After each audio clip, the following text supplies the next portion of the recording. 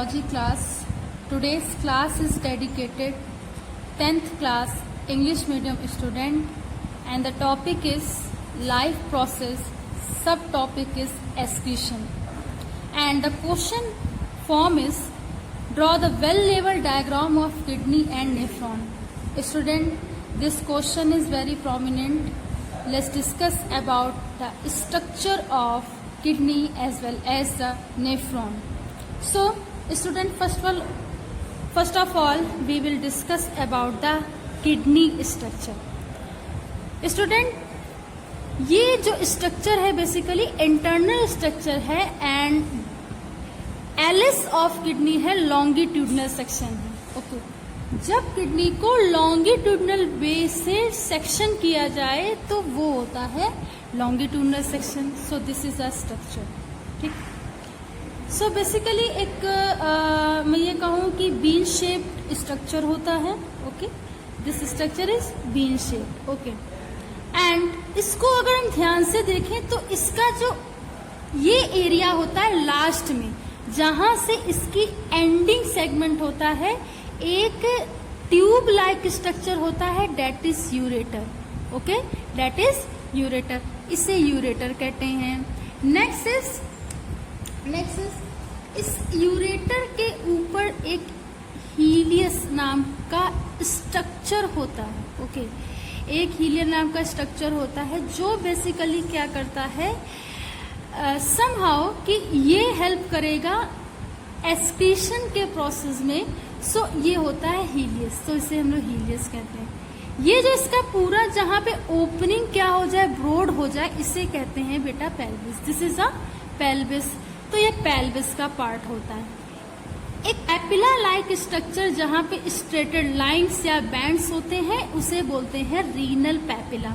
सो ये basically structure होता है रीनल पैपिला का. यहाँ पे बहुत सारे साइनस स्ट्रक्चर प्रेजेंट हैं, दैट इज क्योंकि रीनल में प्रेजेंट है, that is a renal sinus. So student, the another name of kidney is renal. इसको याद रखेंगे कि रीनल जो होता है बेसिकली एक दूसरा नेम है किडनी का. यहाँ पे जो किडनी होती है बेसिकली दो पार्ट्स में डिवाइड होती है. ठीक है, कॉर्टेक्स एंड मेड्यूला.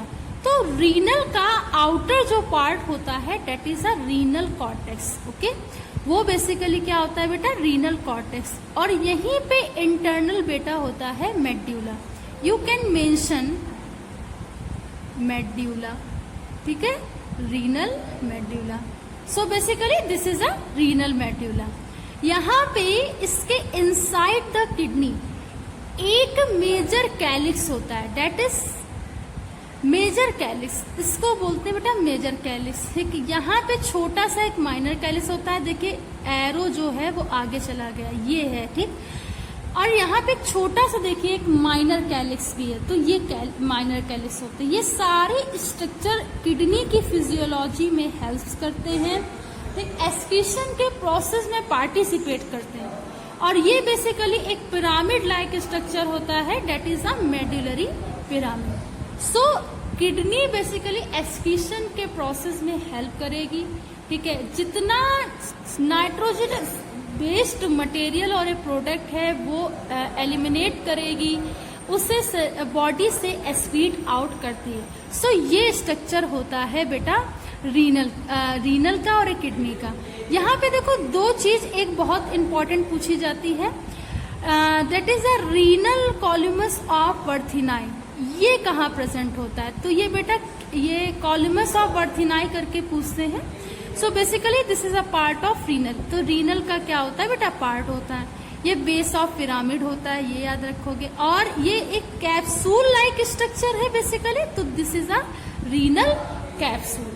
तो ये बेटा स्ट्रक्चर होता है किडनी का. ओके, अब नेक्स्ट देखते हैं नेफ्रॉन का. सो नेफ्रॉन जो एक्सक्रीशन के 3 प्रोसेस होते हैं. ठीक है, filtration, selective absorption and secretion, इसमें हेल्प करते हैं. ठीक, नेफ्रॉन का बहुत बड़ा एक रोल होता है इन तीनों प्रोसेस में. सो इसको देखते हैं. सो नेफ्रॉन्स कुछ इस तरीके का स्ट्रक्चर होता है. ठीक है, ये जो इसका पार्ट देख रहे हैं ये क्या होता है, डिजिटल कॉन्वोल्यूटेड ट्यूब्यूल्स होते हैं. तो डिजिटल कॉन्वोल्यूटेड ट्यूब्यूल्स क्या करते हैं, कलेक्टिंग डक्ट से, ठीक है, अभी देखिए नीचे ये लिखा हुआ है, कलेक्टिंग डक्ट से जितना एक्सक्रीटरी प्रोडक्ट है कलेक्ट करते हैं, और ये होती है बेटा कलेक्टिंग डक्ट।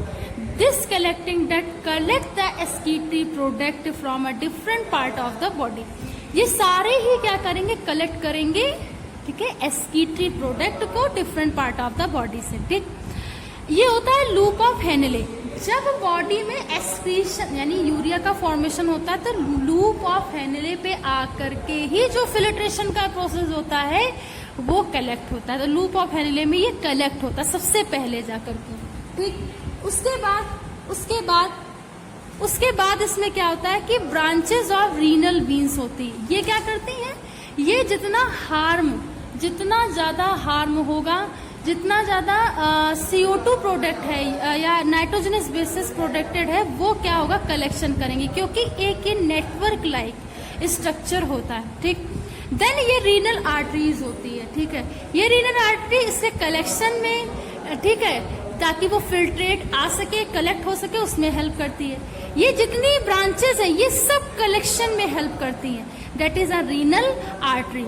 वाउमेंस कैप्सूल क्या करता है, वाउमेंस कैप्सूल में ही जो अल्ट्रा फिल्ट्रेशन का प्रोसेस होता है, ठीक है।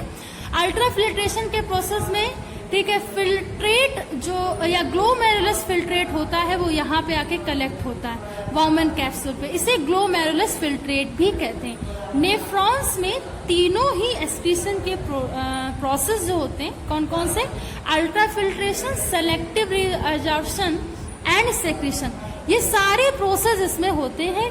ये नेफ्रॉन का स्ट्रक्चर होता है। देखिए यहाँ पे इसलिए ग्लोमेरुलस लिखा है क्योंकि यहाँ पे क्या होता है, कलेक्शन होता है डाटा का, ठीक है, कलेक्शन होता है कि यहाँ पे यूरिन आकर के जो फिल्ट्रेट है वो कलेक्ट होगा।